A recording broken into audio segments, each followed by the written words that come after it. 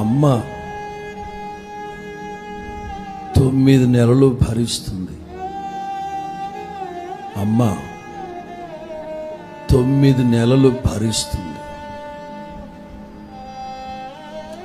రక్తాన్ని పంచుతుంది, పేగు తెంచుతుంది. ఆ 9 నెలలే భారం. కానీ తండ్రి వాడు పుట్టినప్పటి నుంచి వాడి కాళ్ళ మీద వాడు స్థిరపడి తల్లిదండ్రులను కూడా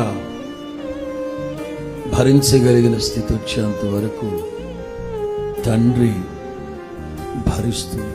సభాముఖంగా ఈ ఫాదర్స్ డే శుభ సందర్భంలో నాన్నలందరికీ సెల్యూట్.